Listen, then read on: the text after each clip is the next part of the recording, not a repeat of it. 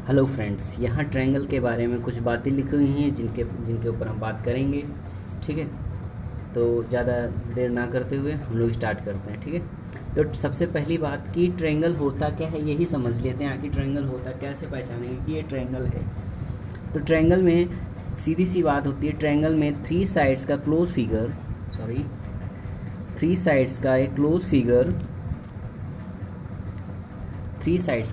देखो, three sides दिख रही हैं। देखो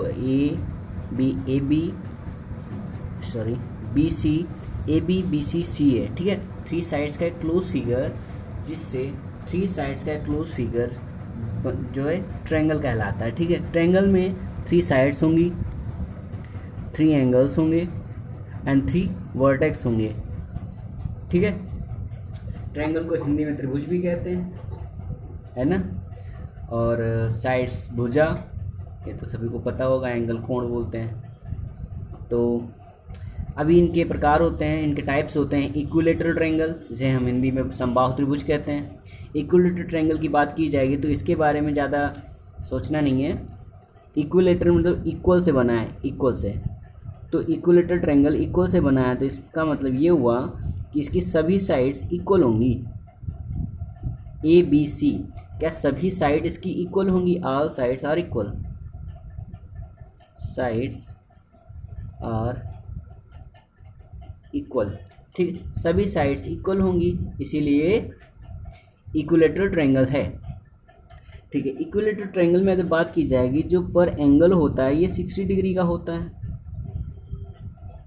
60 डिग्री का होता है।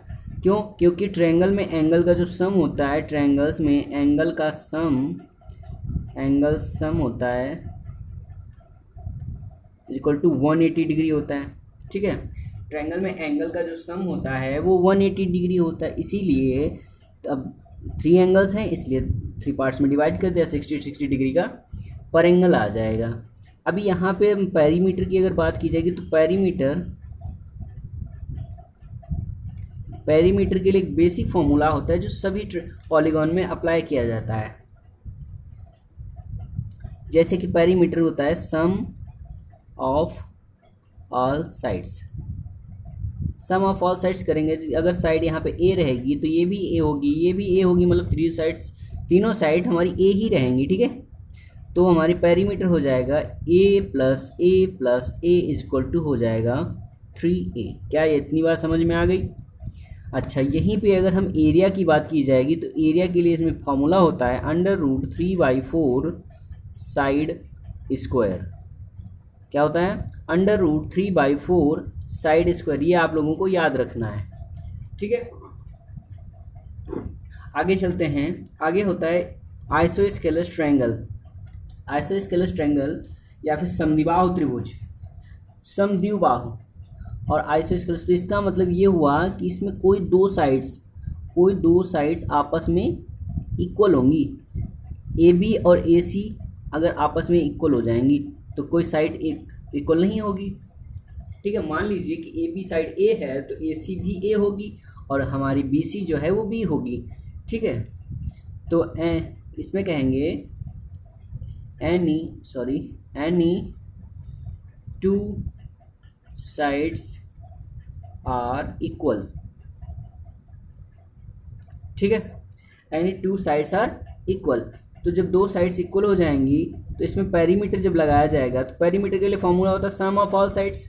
तो a प्लस बी, तो पेरीमीटर हो जाएगा 2a प्लस बी। क्या इतनी बात समझ में आ रही है? ठीक है, पेरीमीटर यहाँ से हो गया। अब यहाँ से हम एरिया जब निकाल लेंगे तो एरिया के लिए फॉर्मूला होता है बी मतलब जो साइड इक्वल नहीं है, मैंने साइड का नाम दे रखा है, उसकी साइड की लेंथ भी निकाल रखी, इसलिए b/4 √4a² minus B square. ठीक है, ए है हमारी जो इक्वल साइड्स हैं, वो बी है जो इक्वल साइड नहीं है। कर पाएंगे? एरिया के लिए फॉर्मूला होता है b/4 √4a² minus B square.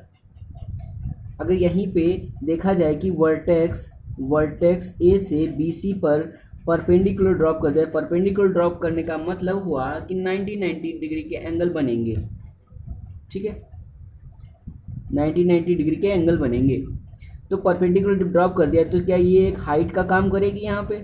अब हाइट हमें निकालनी पड़ जाएगी, तो हाइट के लिए फॉर्मूला होता है आइसोस्केलेस ट्रायंगल में, हाइट के लिए फॉर्मूला होता है 1/2 अंडर रूट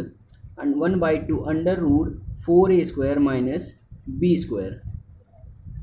ठीक है, क्या इतनी बात समझ में आ गई। हाइट के लिए फॉर्मूला होता है 1/2 under root 4a² minus b²। ठीक है, आगे चलते हैं। आगे हमारा है स्केलेन ट्रायंगल।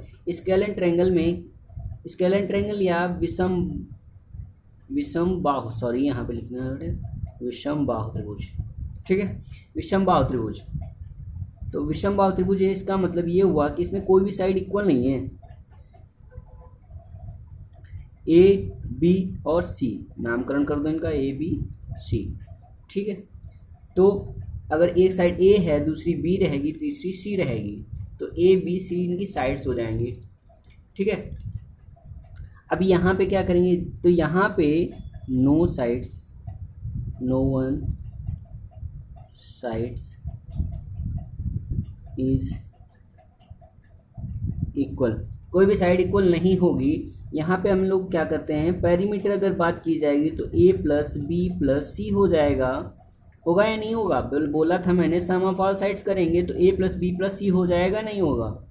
ठीक है, एरिया की बात की जाएगी। अच्छा, एरिया के लिए सबसे पहले मुझे सेमी पेरीमीटर पता होना चाहिए। तो सेमी पेरीमीटर को s से डिनोट करते हैं, तो s से पेरीमीटर का हाफ कर देंगे, तो a प्लस बी प्लस सी का हाफ कर देंगे जब, तो ये हमारा सेमी पेरीमीटर आ जाएगा।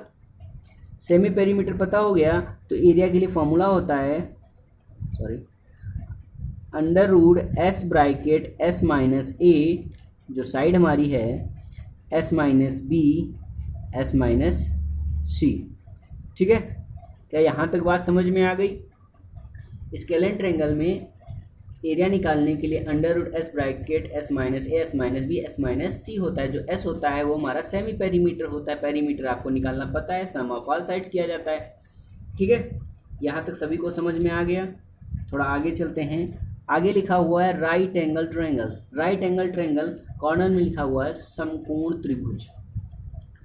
तो राइट एंगल ट्रायंगल एक ऐसा ट्रायंगल जिनका कोई एक एंगल जो 90 डिग्री का होगा।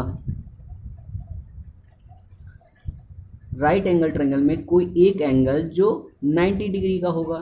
ठीक है, तो 90 डिग्री का होगा। 90 डिग्री जिस साइड पे बना होता है उसे हम बेस बोलते हैं, और जिस साइड से मिलके बना होता है उसे हम एल्टीट्यूड या फिर हाइट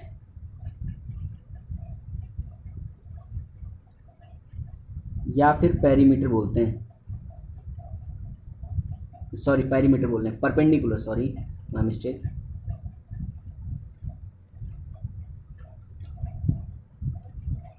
ठीक है, परपेंडिकुलर बोलते हैं। 90 डिग्री के सामने की जो साइड होती है उसको बोलते हैं हाइपोटेन्यूस।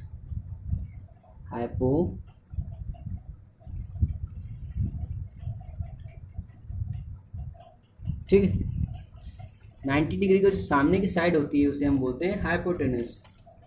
वेट,